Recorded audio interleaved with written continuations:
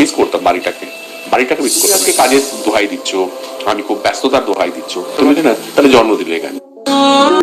Grammar জগতে সম্পর্কের সমীকরণ বদলানো নতুন কিছু নয়, তবে যখন প্রশ্ন ওঠে টালিপাড়ার অন্যতম জনপ্রিয় পাওয়ার কাপড় রাজ চক্রবর্তী ও শুভশ্রী গাঙ্গুলিকে নিয়ে, তখন স্বাভাবিকভাবেই নড়ে চড়ে বসি পুরো বিনোদন জগৎ। সম্প্রতি স্টুডিও পাড়া তীব্র থেকে তীব্রতর হচ্ছে এক নতুন গুঞ্জন। দীর্ঘ প্রায় 5 মাস ধরে নাকি আলাদা থাকছে এই তারকা দম্পতি, কিন্তু হঠাৎ কি এমন হলো? শোনা যাচ্ছে বনিবনা না হওয়ার একমাত্র ছোট্ট মেয়েকে নিয়ে গড় ছেড়েছেন শুভশ্রী। বর্তমানে তিনি নিজের একটি আলাদা ফ্ল্যাটও থাকছেন। তবে বিচ্ছেদের এই কালো মেঘ কাটাতে আপ্রাণ চেষ্টা চালিয়ে যাচ্ছেন পরিচালক প্রযোজক রাজ চক্রবর্তী।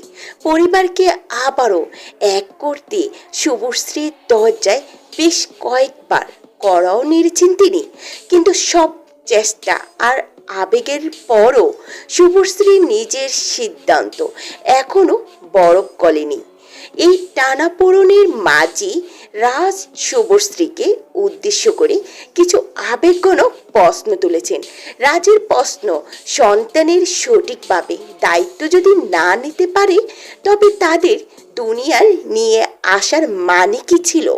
রাজ আরও বলেন, আজকের যে সিদ্ধান্তগুলো নেওয়া হচ্ছে, কাল যখন বাচ্চারা বড় হয়ে প্রশ্ন তুলবে যে মা আমাদের সাথে কেন এমন করলে, তখন তাদের কি উত্তর দেয়া হবে?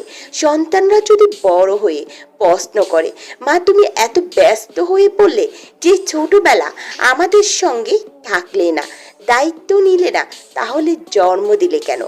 রাজ শুভশ্রী এই চরম দূরত্বের মাঝেও আবার ঘি জ্বেলে দিয়েছে দেব ও শুভশ্রীর সম্পর্কের পুরনো অতীত। রাজের সঙ্গে সম্পর্কের টানাপোড়েনের এই সুযোগে টলিউডে মেগা স্টারের সঙ্গে শুভশ্রী যোগাযোগ ও ঘনিষ্ঠতা ফের দৃশ্যমানভাবে বেড়েছে। শুধু তাই নয়, তারা নতুন একটি সিনেমার শুটিংও নাকি একসঙ্গে করছেন, যা টলিপাড়া আলোচনাকে আরও উস্কে দিয়েছে। তো ভিউয়ার্স, রাজ শুভশ্রীর এই দূরত্ব এবং দেবের সাথে শুভশ্রীর নতুন সমীকরণ নিয়ে আপনাদের মতামত কি? রাজের এই আবেগঘন প্রশ্নগুলোর সাথে আপনি কি একমত? অবশ্যই আপনার মূল্যবান মতামতটি কমেন্ট করে জানিয়ে দিন।